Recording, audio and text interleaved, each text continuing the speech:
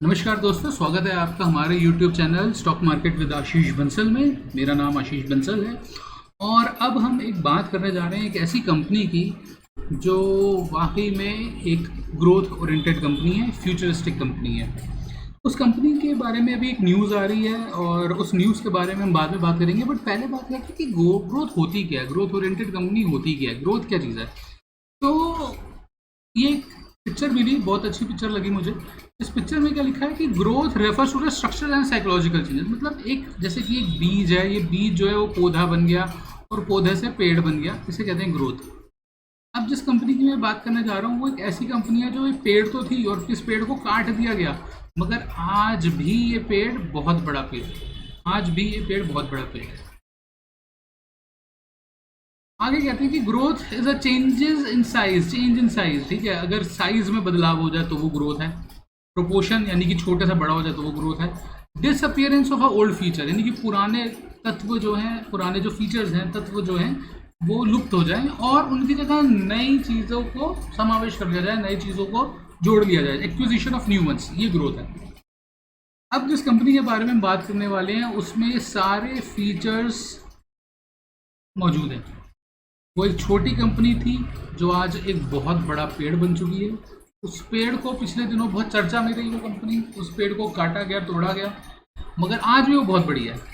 अगर मैं कहूँ कि एक कंपनी जिसका शेयर ऊपर से नीचे, मतलब उसका शेयर फॉल होते होते कितने परसेंट फॉल हो गया, 84% गिर गया उसका शेयर, मगर आज भी वो शेयर जो है, वो कंपनी का जो स्टॉक है वो कोई 70-80 हज़ार करोड़ की मार्केट कैप रखता है। छोटी मोटी बात नहीं कह रहा मैं कह रहा हूँ 70-80 हज़ार करोड़ की मार्केट कैप रखता है आज भी।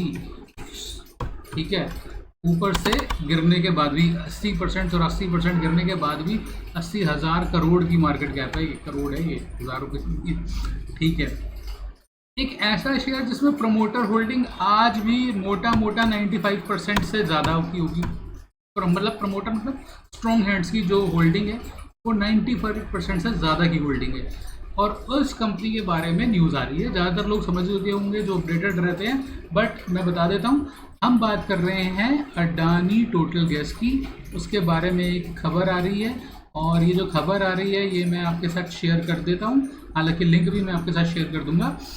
तो खबर क्या है कि Adani Total Gas is going to invest approximately 20,000 crore, 20,000 crore रुपए अडानी जो है अगले 8 से 10 सालों में इन्वेस्ट करने वाला है अपने सीएनजी और पीएनजी जो घरों में जो गैस यूज़ होती है, कुकिंग गैस, उसके डिस्ट्रीब्यूशन इंफ्रास्ट्रक्चर को दुरुस्त करने के लिए, मजबूत करने के लिए, और उससे अल्टीमेटली ज़्यादा अच्छी सप्लाई और ज़्यादा बड़ा कस्टमर एक्विजिशन वो कैटर कर पाएंगे, ज़्यादा जगह तक वो पहुंच पाएंगे, बिजनेस अल्टीमेटली बढ़ेगा ही।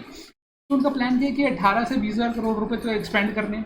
अच्छा, और किस में करने हैं? सीएनजी और पीएनजी स्टेशंस में। अच्छा, इनके सीएनजी पीएनजी स्टेशन है क्या? तो कंपनी के सीईओ हैं सुरेश पी मंगलानी जी।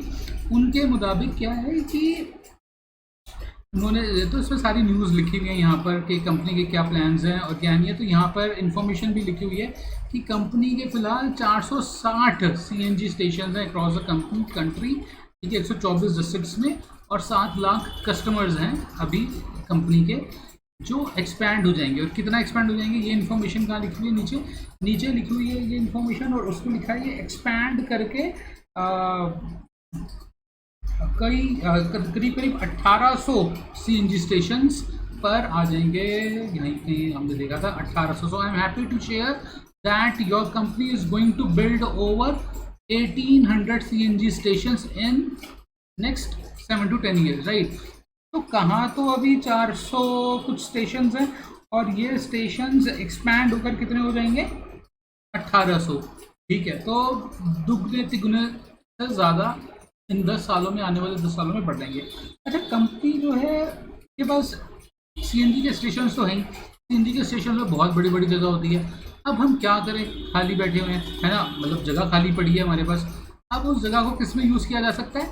ईवी चार्जिंग में। कंपनी का एक नेचुरल बिजनेस बनता है जिसमें ज़्यादा इन्वेस्टमेंट की अब कंपनी को ज़रूरत नहीं है, क्योंकि नई जगह ज़रूरत नहीं है ऐड ऑन करने की। ठीक है, कंपनी के पास अभी 104 ईवी स्टेशन करंटली अवेलेबल है, और ये जो स्टेशंस हैं ईवी के, ये आने वाले समय में 3000 स्टेशन तक करने की कंपनी का डिसीजन है।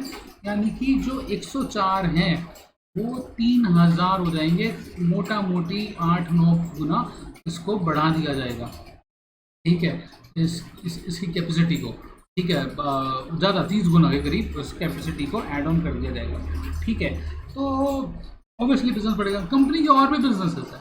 कंपनी बायोगैस भी बेचती है मथुरा में, उत्तर प्रदेश मथुरा में कंपनी बायोगैस के लिए भी प्लान कर रही है। अच्छा, अब है क्या कि कंपनी जो इंडियन गवर्नमेंट है माननीय मोदी जी की अध्यक्षता में, उसमें डिसीजन ये लिया गया था कि 15% भारत में मिलने वाला नेचुरल जो फ्यूल होगा उसमें से 15% फ्यूल नेचुरल गैस का होना चाहिए। ठीक है, 15% फ्यूल तो नेचुरल गैस का होगा, और नेचुरल गैस के फ्यूल को डिस्ट्रीब्यूट करने वाली सबसे बड़ी कंपनी का नाम क्या है? Adani Total gas.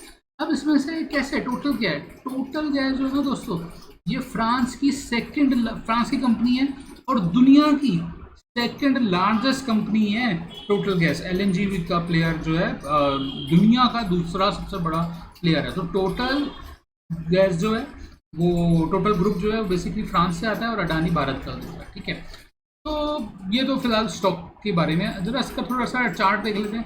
तो चार्ट तो खैर सभी को पता है क्या है, मतलब पूरा ऊपर से सफ़ा चट, नीचे से देखते कितना परसेंट गिर चुका है। तो यही मैंने 84% कहा था, ये मतलब इतना परसेंट गिर ही चुका है। ठीक है, अब क्या करें और क्या ना करें, मंथली चार्ट ही लगा देते हैं, बेटर रहेगा।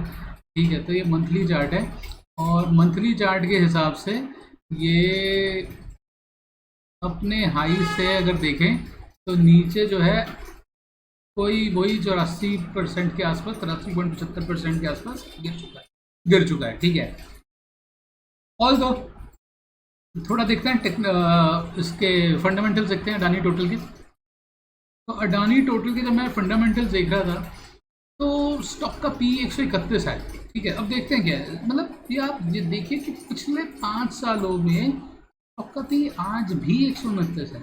मेरे ख्याल से कंपनी की वीकनेस नहीं है, तो ये स्ट्रेंथ होनी चाहिए कि मतलब इतना सब कुछ होने के बाद भी, मतलब जो गिरावट होनी थी मेरे ख्याल से हो जानी चाहिए।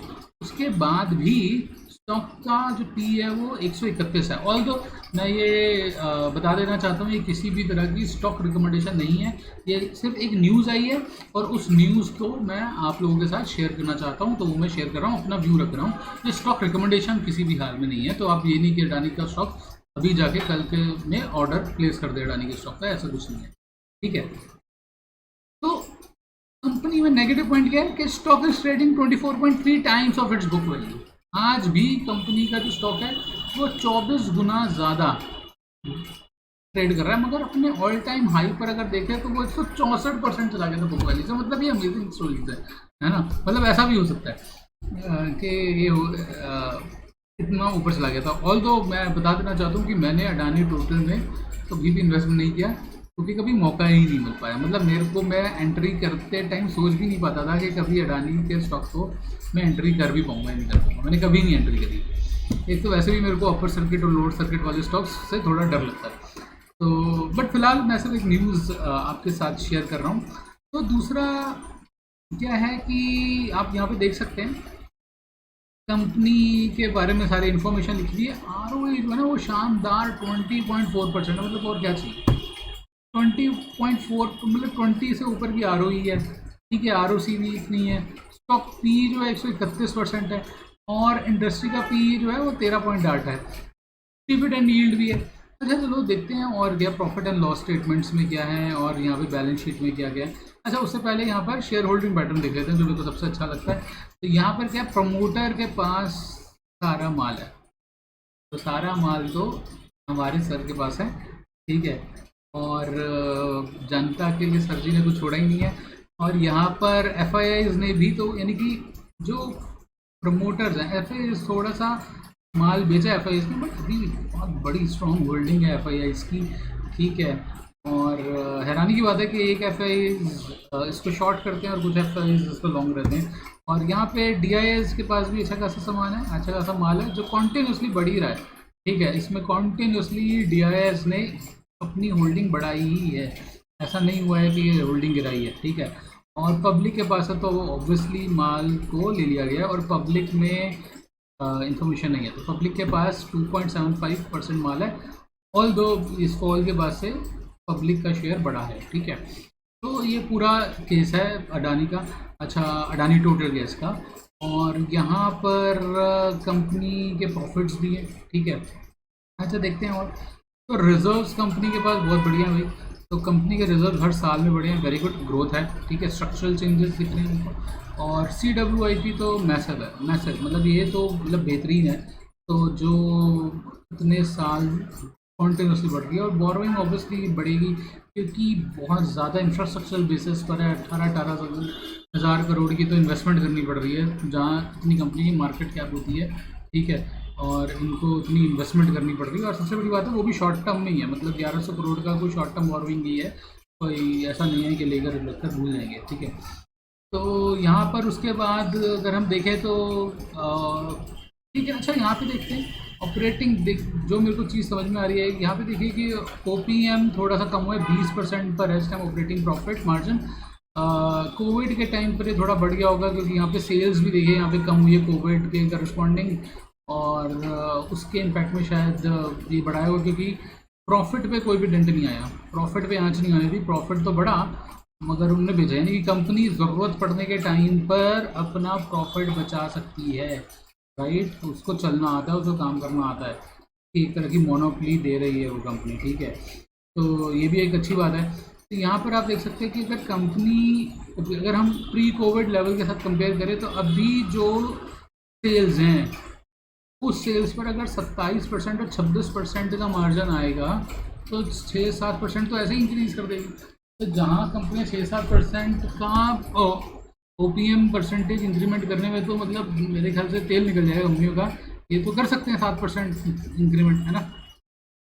तो अभी हो सकता है कुछ रीजंस हैं और उनकी वजह से कुछ कंपनी की इंटरनल पॉलिसीज़ होंगी जिसकी वजह से कंपनी नहीं कर पा रही है, बट आने वाले टाइम पे देखते हैं कि अगर ऑपरेटिंग प्रॉफिट अगर होगा तो ऑब्वियसली प्रॉफिट इंक्रीज होगा।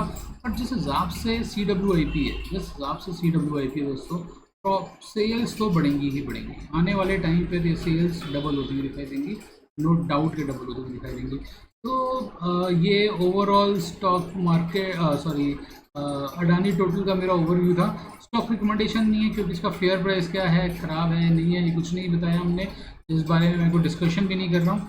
मगर सारी जो बात थी मैं ये न्यूज़ ही आपके साथ शेयर करना चाहता था। न्यूज़ का लिंक मैं डिस्क्रिप्शन में आपके साथ शेयर कर दूंगा। वीडियो को अंत तक देखने के लिए धन्यवाद।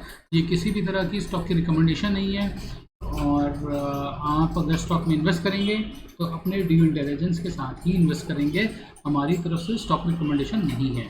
धन्यवाद।